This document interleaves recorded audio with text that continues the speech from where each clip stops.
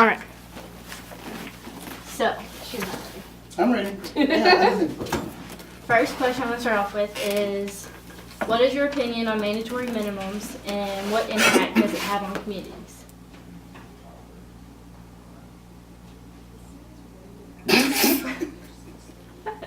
Okay, so the first part was opinion on mandatory minimums? Yes.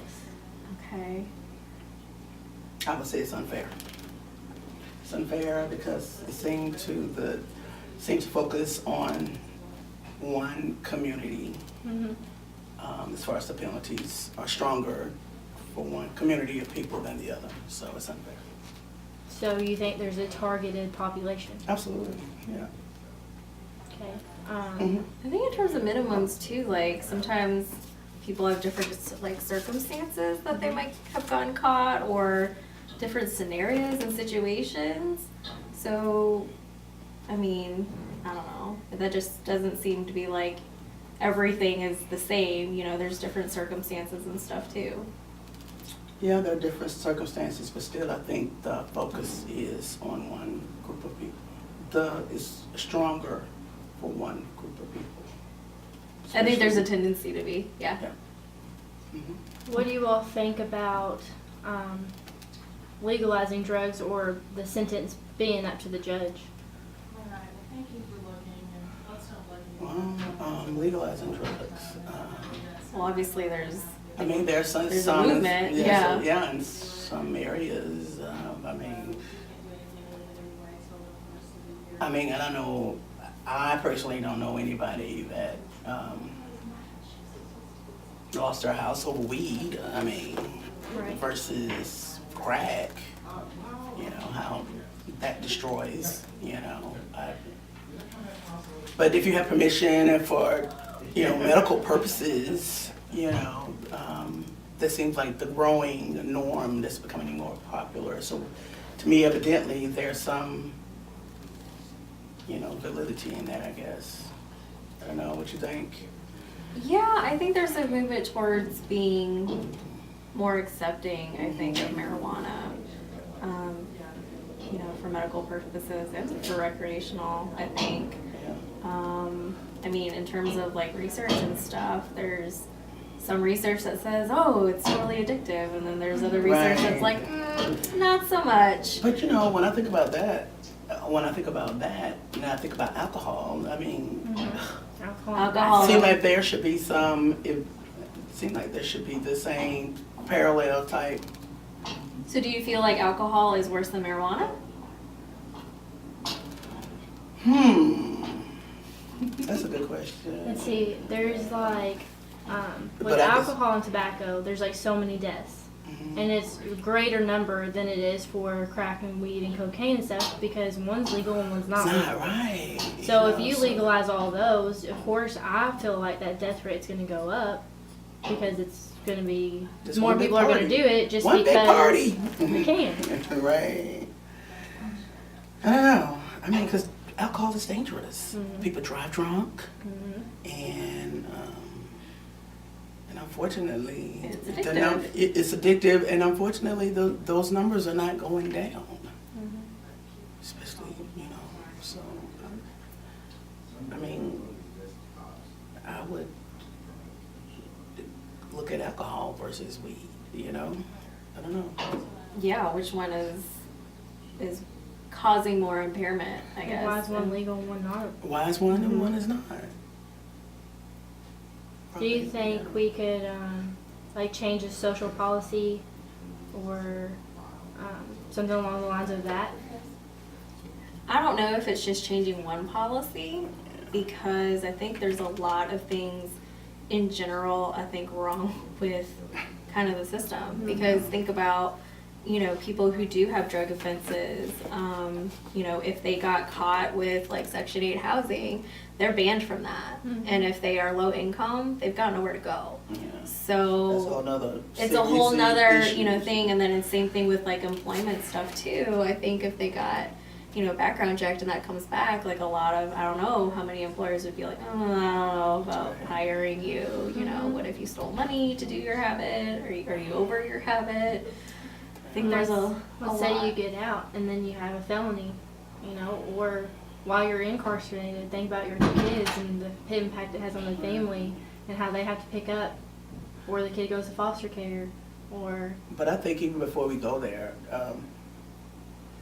we need to take a look again at, for those people who are penalized, that's a sickness, it's an illness, and they need to be treated.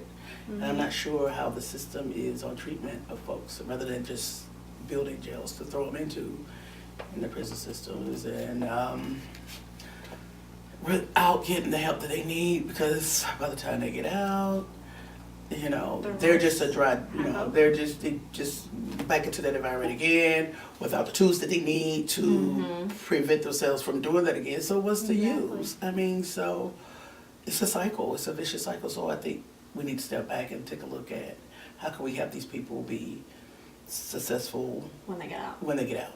And So you- unfortunately, I don't know if that's happening. 'Cause I just don't know. My guess is no. Yeah. But here's the other, I think, side of that too, is people with addictions, you don't just go through a program once, like you're gonna have relapses. And let's say, yes, there is supports for you while you're in jail, but what happens when you're out for, let's say, 6 months or whatever, and you relapse, or where are your resources? Right. Like, do we have those? No. so y'all both agree that it's more of a health issue that we should take approach to it rather than just putting them in jail and then being in jail for 35 years and then their lives being Right. over and going back to the same environment. I think there's a lot of things. I think that needs to be part of it. Yeah. I mean, not to take away, you know, punishment for what they did, Right. but at the same time, these people need help, you know. But they need help. They're a stigmatized population. So I think kind of once we kind of know that somebody has gone to jail for something like that, it's kind of, as society, I think we kind of look down upon that and don't want anything to do with that and Right. want to keep our hands clean. So I think you have a good approach of do something while you're in jail, but then also outside of it, Right. society as a whole has got a lot against you. Yeah. So you've got the stack, you know, against you too. So how do you restart your life and make a living Right. when this one thing, you know, has really, Yeah, Build marching. your life. Yeah. really docked you? Yeah, but I know during the past year too, I've seen, I know, while I go to church, there have been like an emphasis on trying to attract and reach out to people who do have felonies and, you know, trying to help them. There have been classes on trying to help them find their way and find the resources and the employees to do, you know, hire them. And so, you know, maybe, and evidently that's kind of like a ground Right. movement, so maybe more of that can happen. And so, you know, too, at the same time, there are those that don't even want that to happen. So you got that, you know, side, putting those barriers to keep that from progressing, because they're building more prisons instead of building more Right. rehab facilities or whatever. Put So, money more toward, right, you know, putting people in jail to Right. keep that going, was more so than caring about people and giving them the help that they really, really need. Exactly. So I ask, I guess, one more question and then we'll be Yay. done. Okay. Is there any inequalities in the justice system? And if so, does race have anything to do with it? I just got to say Trayvon, Yes. Trayvon Martin. Okay, that's my answer. And research has proven that minorities tend to get harsher punishments than Caucasians. So Yeah. I think that says it all. Yes, yeah. Sounds good. Yeah. All right. Well, thank you for letting me interview you guys. You're welcome. Appreciate You're it. welcome.